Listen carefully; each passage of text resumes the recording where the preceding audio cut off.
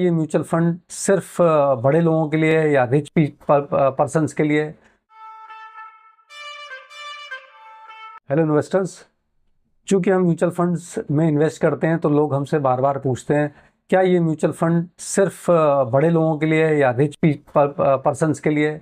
नहीं, ऐसी बहुत सारी भ्रांतियां हैं जो म्यूचुअल फंड के इन्वेस्टर्स या दूर से देखने वालों के अंदर हैं। तो आज आइए उन्हीं पे बात करते हैं। सबसे पहली चीज़, म्यूचुअल फंड एक छोटे से अमाउंट से भी स्टार्ट करा जा सकता है। ज़रूरी नहीं है इसके लिए हमारे पास बहुत पैसे हों। इतना छोटा अमाउंट जो कि 100 रुपये भी हो सकता है।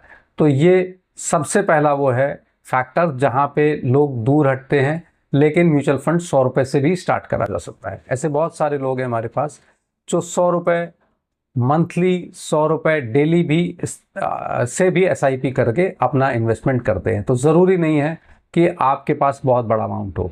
दूसरा है, क्या म्यूचुअल फंड गारंटीड रिटर्न्स देते हैं? नहीं, गारंटीड रिटर्न्स नहीं होते। कहीं गारंटीड नाम का शब्द ही नहीं होता। म्यूचुअल फंड अपने फंड के अनुसार या जहाँ पे आपने पैसा लगाया है या जिस उसमें फंड में लगाया है उसके गोल्स के हिसाब से पैसा आपको रिटर्न देता है।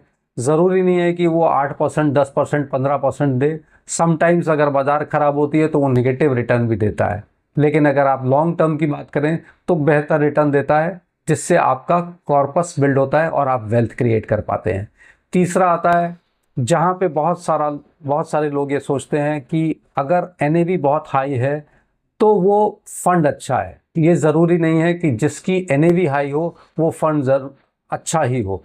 छोटा फंड या कम NAV वाला फंड भी अच्छा हो सकता है अगर उसकी खास करके पोर्टफोलियो अच्छी है और उसका फंड मैनेजर उसको बहुत ध्यान से या फंड हाउस अच्छे से चला रहा है। तो इसके बाद आता है सारे पैसे म्यूचुअल फंड में स्टॉक मार्केट में लगाए जाते हैं। नहीं, ऐसा नहीं होता। सारे पैसे स्टॉक मार्केट में नहीं लगाए जाते। इक्विटी मार्केट के ज़रूर स्टॉक मार्केट में लगे होते हैं, लेकिन जो डेट म्यूचुअल फंड हैं उनके पैसे स्टॉक मार्केट में नहीं लगे होते।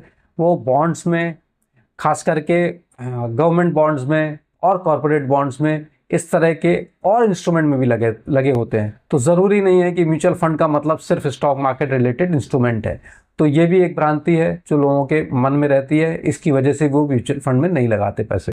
इसके बाद आता है कि आप अपनी SIP जैसे ही बाजार गिरे वैसे ही बंद कर दीजिए। ये सबसे बड़ी भूल होती है। जब आप बाजार गिरते साथ ही आप अपनी SIP बंद कर देते हैं कि आपको लगा वॉर की सिचुएशन है और आपने अपनी SIP बंद कर दी, जबकि SIP आपका डिसिप्लिन्ड इन्वेस्टमेंट टूल है। वो आपको गिरते बढ़ते बाजार में बाजार की टाइमिंग के हिसाब से नहीं, आपके अनुसार एक निश्चित अवधि में निश्चित अमाउंट के साथ आपके पैसे को इन्वेस्ट करता है और आपको उसी का रोपी कॉस्ट एवरेजिंग की वजह से फ़ायदा आता है। जब बाजार गिर रही है और आपने SIP बंद कर दी, लेकिन आपको ये नहीं मालूम कि बाजार बढ़ेगी कब, आप अपनी SIP कब शुरू करेंगे।